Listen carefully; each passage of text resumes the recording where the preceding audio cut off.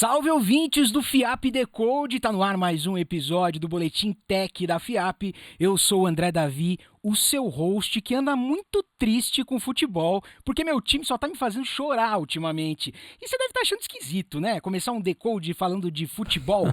Antes de continuar achando esquisito, já curte esse episódio e já comenta aí embaixo que história é essa, porque tem menos de 200 dias para a Copa do Mundo chegar. E a gente sabe que no Brasil, quem gosta e quem não gosta de futebol para no dia dos jogos da seleção. Por isso eu quero saber do primeiro convidado de hoje, Bruno Germano. Você gosta de futebol? Não gosta? Só acompanha na Copa? Como é para você? Eu gosto de futebol, mas eu só acompanho o final do jogo. Eu acho que o meu span de atenção não dura mais 90 minutos. Mas ontem o meu time perdeu de novo, pô. Meu time parece estar entregando o campeonato e tal. Nem vou falar que time que é. Acontece nos melhores times. E estreando no Decode, com a primeira participação, a gente tem Rafael Coelho. Cara, você curte futebol, não curte, acompanha, como que é? Cara, eu nunca curti muito não, mas na Copa do Mundo a gente ganha folga, né? Então eu, brasileiro desde Copa pequenininho. do Mundo. O motivo pra torcida. Deu pra ver que hoje o papo tá muito legal, mas aqui no Decode não tem tempo de ficar fazendo cerimônia. A gente já vai pros minutos de notícia. E a primeira que a gente tem justamente a ver com futebol. A CBF anunciou que vai implementar, a partir de 2026, o impedimento semiautomático. Para quem não acompanha muito futebol, não entende muito de futebol, essas inovações tecnológicas, às vezes, elas têm muita resistência. Muitas vezes os torcedores querem, os clubes querem, mas as confederações falam, não, ainda não tem como colocar e tal. Bom, a CBF vai oficializar isso já na próxima Copa América, depois desse Brasileirão, e usa uma tecnologia de rastreamento corporal. Provavelmente isso deve gerar pra gente erros e acertos interessantes. Bruno Germano, o que você espera dessa implementação, cara? Pensando que é semiautomático, é isso, ainda eu acho que a tecnologia ainda não tá pronta, por isso que é semi-automático, mas é só uma percepção minha, assim. Mas eu acho que só agrega pro futebol, assim, e eu acho que não só pro futebol, mas pro esporte. A gente tem photo finish em corrida, a gente tem bola fora no vôlei. Você já sabe muito mais coisas de esporte Não, do que eu. porque no vôlei tem tipo um VAR, assim, que você pede, desafio, chama desafio no vôlei. Isso. Porque é isso, é muito contato, muito rápido e tudo, e aí não dá pra saber, então tem um replay que o juiz assiste, o VAR e tal, mas a bola fora no vôlei é automático hoje em dia. Uhum. Então eles conseguem rastrear a bola, foi dentro, foi fora, não tem nem discussão. E eu acho que isso traz um dinamismo pro jogo melhor, porque é isso, não tem discussão, não tem debate, é aquele papo de mesa de bar, quando a gente fica falando, eu acho isso, eu acho aquilo, então procura no Google aí. Então a gente não tem mais achismo. Você acha que isso melhora a situação de sentimento de injustiça? Porque que tecnologia que está sendo usada para fazer isso tudo, cara? Eu acho que vai resolver esse sentimento de injustiça, mas eu acho que os problemas que... O sentimento de injustiça é só um sintoma do futebol. Uhum. Eu acho que existe uma... Assim, eu acompanho de perto, mas não tão de perto o futebol. Eu acho que a precarização de árbitros e dessa coisa de acompanhar o jogo tá muito acentuado no Brasil, e é por isso que a gente vê toda semana, não foi pênalti, foi impedimento, não foi impedimento. Talvez resolva um problema bem local nosso, mas também geral. Mas continua existindo o problema da precarização arbitrária, ninguém confia mais no árbitro, é isso. E Rafael Coelho, você vê essa notícia e pensa o quê, cara? Cara, eu penso que essa tecnologia, se ela funcionar direitinho, dá pra fazer muita coisa, inclusive assim, né, usar como analytics mesmo, né, para os times evoluírem, usarem essas informações como treino e tudo mais, mas na questão de colocar impedimento automático, essas coisas, eu já tô ouvindo muita gente falando assim, tá roubando, tá hackeando a tecnologia, tá trapaceando de alguma forma. Eu já me preocupo, porque eu sei que vai dar discussão isso aí. Rafa, o que a gente consegue da tecnologia que a gente conhece, que a gente usa no dia a dia, pensar de soluções para esse discurso não evoluir, sabe? Porque a gente tem um monte de sistemas na nossa vida profissional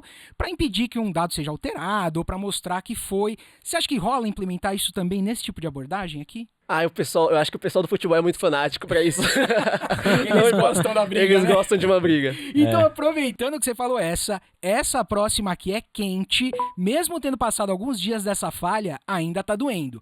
Porque o CTO da Cloudflare se pronunciou logo depois do grande incidente que fez com que vários sistemas ao redor do mundo inteiro, eu tô falando de bancos, eu tô falando de sites diversos, todos eles caíram, porque a Cloudflare atua aí como uma barreira em muitos deles, ou armazenando dados, enfim. Ele disse, falhamos com os nossos clientes e com a internet em geral. Como que foi essa falha aí, Rafa? Cara, esse pra mim é o maior problema do mundo de tecnologia, né? É acoplar todas as dependências no mesmo lugar. Quando você faz isso, aí você tem que estar preparado pra falha. Eu acho assim, o erro não foi nem do pessoal da Cloudflare, foi de todo mundo acabar dependendo dele, foi de como a gente construiu todo esse ecossistema da internet. Então, É é parecido inevitável. com o que a gente vê quando a Amazon tem algum problema, né? Exatamente. Assim, é inevitável ter problemas. O problema não é ter problema, o problema é conseguir funcionar apesar do problema, né? E Bruno, pra você, como que foi essa falha? A gente tava conversando aqui nos bastidores, cara, foi um problema grande. E aí? Eu acho que, concordo com ele, o problema acontece. E aí E eu não acho que o problema é dos clientes dependerem, tá? Eu discordo ligeiramente disso, porque se a gente gosta do fornecedor, se a gente confia, a gente vai com tudo. E eles falam lá, nosso SLA é de 99%, a gente fica 99,9999% no ar e tal. Mas tem essas falhas. Mas eu acho que vai de uma estratégia, tanto da Cloudflare, é isso, foi erro da Cloudflare, foi vacilo da Cloudflare, assim como foi da AWS, assim como foi da Azure. Esse ano aconteceram vários crashes apocalípticos, assim. E eu acho que vai das empresas, dos clientes, criarem estratégias para mitigar isso, porque o problema vai acontecer e isso vai ser cada vez mais recorrente. Quanto mais a gente depende do digital, quanto mais a gente depende de internet, quanto mais a gente depende de um fornecedor que seja, mais a gente está nesse risco e isso pode aumentar. E vai da empresa, dos clientes e da própria Cloudflare criar um plano de mitigação. E eu acho que a Cloudflare, por ser uma empresa grande, do jeito que é, capital aberto, esse plano de mitigação tem que ser público para todo mundo. Sim, com E certeza. falar, se acontecer isso de novo, o nosso processo vai ser esse, vai ser esse, vai ser esse. E pelo que eu entendi, os problemas que a Cloudflare enfrentou, esse ano eu acho que foi mais de 2 ou 3 Eu queria grandes até crashes, assim. perguntar isso, porque parece que esse último teve um impacto muito significativo. Muito significativo. Foi de fato isso que a gente percebeu ou é uma coisa de bolha? Porque parece que foi bem grande, cara. Eu acho que tem uma parte de bolha, porque é isso, como a gente tá na tecnologia, a gente sabe quem usa Cloudflare e a gente sabe como utilizar Cloudflare, coisa assim. Os clientes da Asian não ficaram fora do ar, mas só fazendo um jabazinho da Asian aqui. Tá certo. Mas a coisa é, eu acho que o que a Cloudflare faz é, eles constroem produtos em cima de produtos deles. E é super plausível, é isso. A gente já tem um produto, sei lá, de banco de dados, a gente vai criar um novo serviço, a gente vai depender desse banco de dados que a gente já tem aqui dentro de casa. E o que acontece é que vira um castelo de carta, entendeu? Um produto falha, começa tudo a desmoronar, assim. E aí, eu acho que a maior falha deles não foi em ter falha, em ter o problema, mas foi em sim mitigar o problema o mais rápido possível. Exato. Quem correu para mitigar um problema que estava rolando e estava gastando muito dinheiro foi a Wikipedia, né? Porque na era das LLMs, das IAs generativas, todo mundo foi lá comer um pedacinho dos dados que a Wikipedia armazena e faz uma curadoria por anos e anos e anos. É um negócio que é realmente, acho que o mais próximo da biblioteca de Alexandria que a gente tem, dado o volume de pessoas dedicadas a colocar informação, filtrar, reparar. Tem problemas, mas acho que todos concordamos que a Wikipedia é imensa. E eles pediram encarecidamente para as empresas de IA obterem os dados, fazerem o scrapping através da API que eles oferecem. E não usando robozinhos para ir lá gratuitamente, onerando. Você acha que é um pedido justo, cara? Eu acho que é justo, mas eu acho que é piada em qualquer lugar, assim. Ninguém vai pagar, assim. Não é de hoje que a Wikipedia tá passando por apuros financeiros, assim. Faz muitos anos que eles fazem campanhas de doação e coisa assim. Porque é isso, é um acervo massivo de dados. Imagina o volume de acesso que eles não recebem e manter isso tudo no ar não é barato. Mas eu acho que é mais plausível pedir para quem utiliza os dados, para quem tá consumindo lá, fazer doações espontâneas do que cobrar por um serviço que sempre foi gratuito.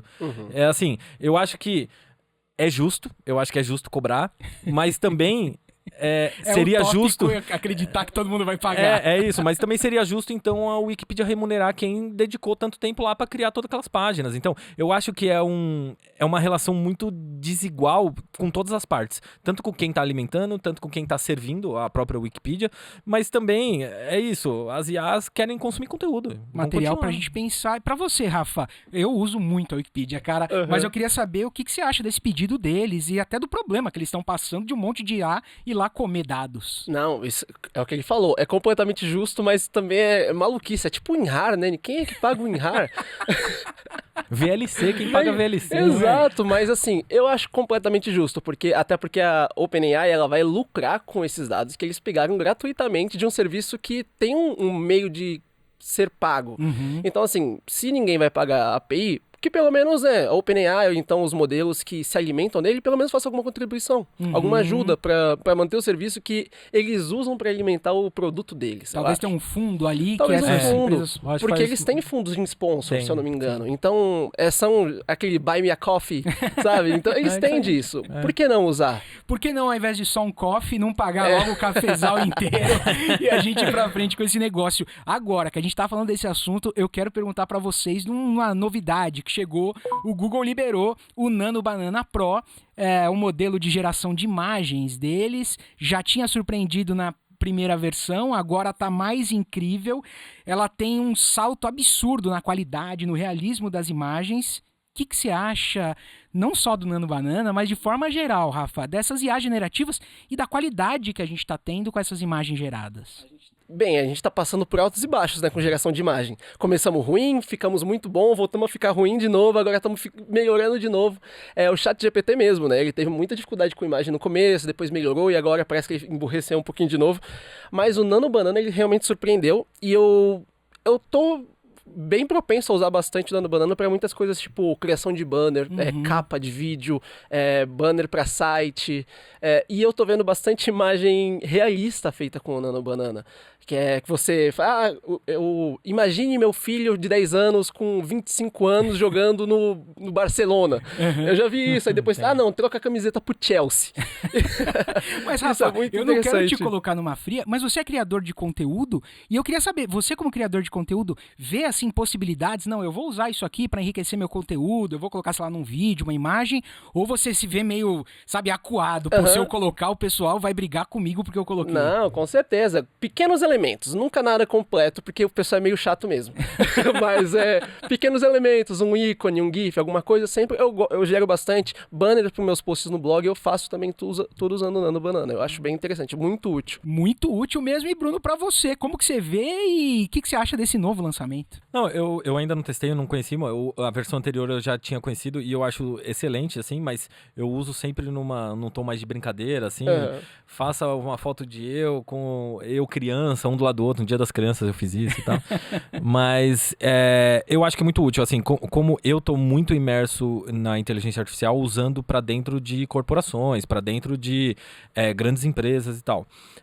Gerar imagem ainda é um custo muito grande para as empresas gerarem. Então tem que ter um time de designer, tem que licenciar software e tal. Então ter uma ferramenta dessa que consiga interpretar seu prompt e gerar um resultado plausível, assim, a gente ganha uma escala de produção de imagem absurda, assim. Tanto para produção de conteúdo, mas para produção de treinamento, para produção de material de marketing, coisa assim. Então, assim, eu acho que ganha uma escala muito grande.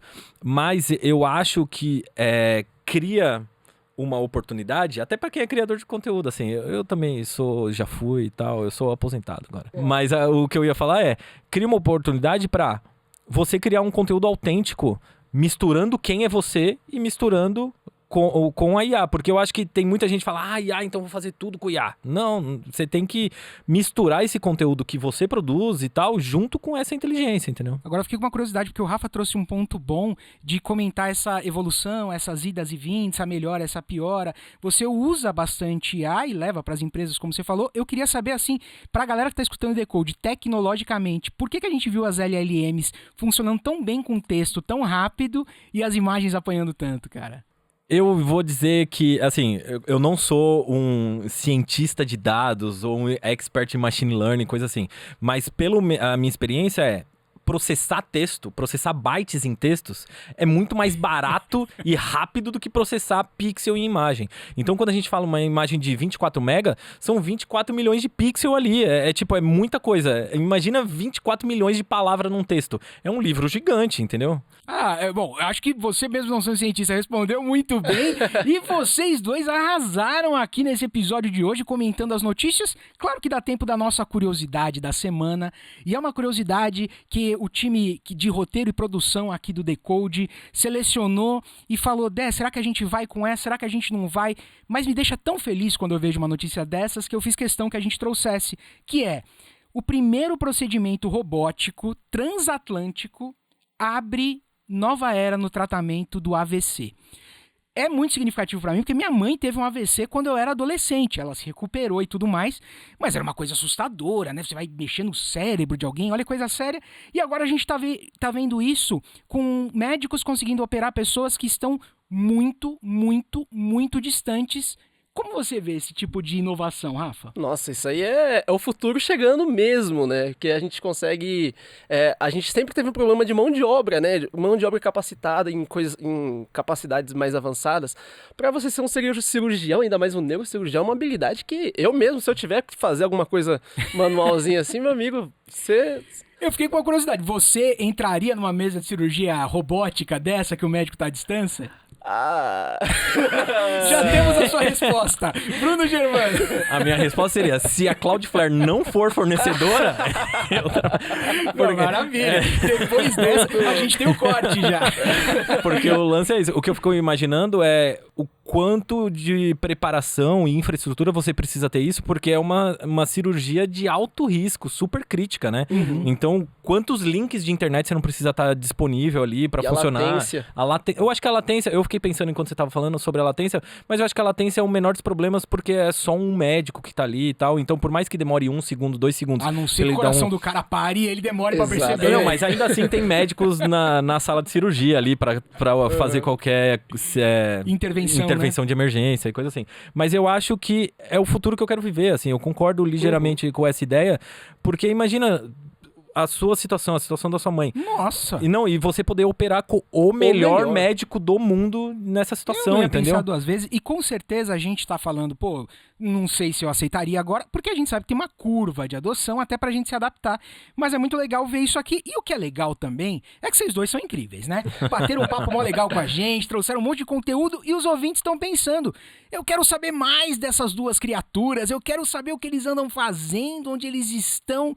Rafa, onde que você tá? Onde a gente te encontra, cara? Do que você tem falado?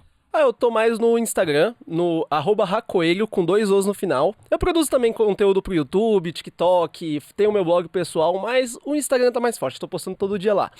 E eu posso anunciar? Claro, jabazão! Segunda-feira, dia 1º de dezembro, eu vou estar lançando um desafio toalha.dev. Eu já fiz uma edição em maio, referência ao Guia do Mochileiro das Galáxias. Gostei! É um desafio diário de programação e algoritmo, é como se fosse um cheat code diário, que você vai criando pontuação, tem um scoreboard, e vai durar até o dia 23. E os 3 primeiros colocados vão estar recebendo um prêmio ali. Caraca, que legal! E no próprio dia 1º, na estreia, a gente vai estar fazendo uma live de divulgação, de estreia. Vai ter gente grande lá, vai estar a Primo Dev, vai estar a Fernanda Kipper, vai estar a Binhário e mais algumas pessoas. Só os nossos amigos, Só coisa os boa. Clubinho, é o clubinho.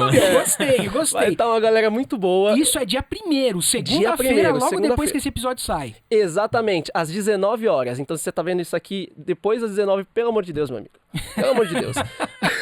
E você, Bruno, onde que a gente encontra, cara? Do que você tem falado aí no mundo? Vocês podem me encontrar. Eu tô meio low profile agora. Eu tenho Instagram e coisa assim, mas eu nem vou falar porque eu não tô por lá mais. Eu só consumo agora. Você ficou no LinkedIn mesmo.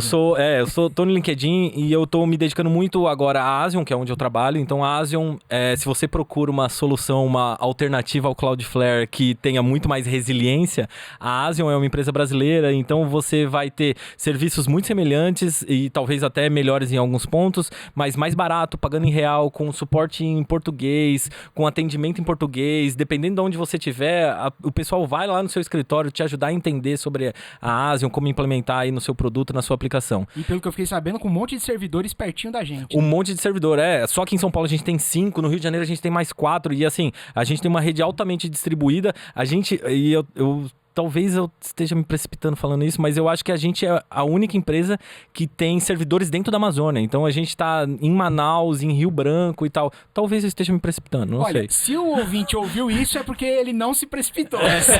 Se cair no corte, isso. é porque se precipitou. Gente, eu queria agradecer demais vocês, mas antes de agradecê-los, eu quero dar um recado pra galera que tá acompanhando a gente. Olha, vai rolar no dia 4/12 o AI Day, que vai rolar onde, André? Aqui em São Paulo? No Rio? Não. Lembra que vocês me pediram pra divulgar mais eventos de fora desse nosso eixo? Pois é.